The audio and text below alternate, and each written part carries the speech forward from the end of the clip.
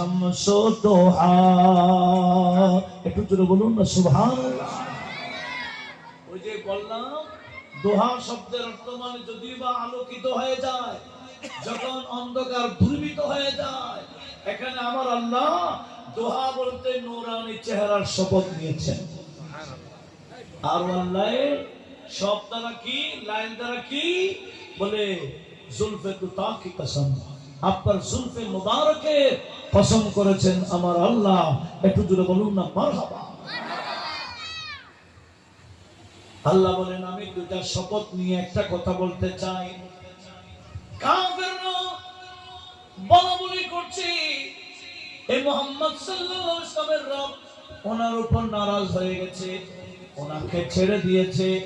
3 বছর পর্যন্ত কোনো ওহী দিচ্ছে না। একটু জোরে বলবেন না নাউজুবিল্লাহ। কারণ আপনারা জানেন আমাদের নবীজি, নবীর উপর কাফেররা বেদিনরা মক্কায় মুআসসামায় বেগম জুলুম ও সাতম শুরু করেছে।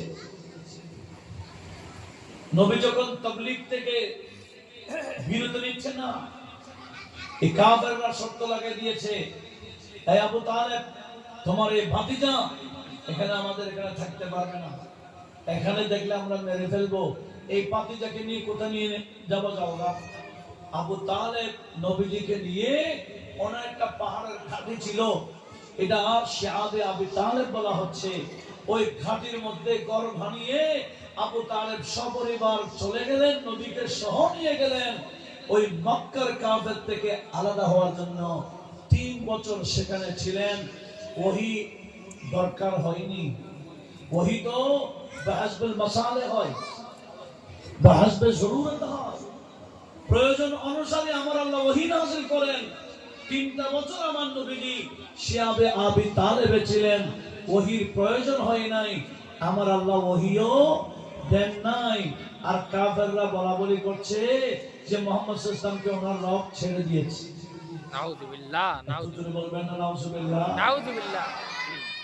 একটা কথা মনে রাখতে হবে, অন্যান্য নবীগণ, আগের নবী রাসূলগণ, ওনাদের বিরুদ্ধে কাফেররা কিছু বললে ওনারা নিজেরাই উত্তর দিতেন।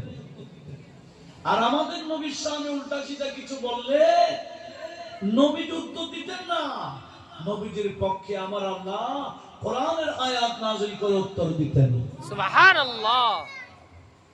কাফেররা নবীকে নির্বংশ বলেছে, নির্বংশ, যে নবীর বাচ্চারা সব মারা গেছে, ওনার বংশ থাকবে না, এরকম বলা বলি করছে।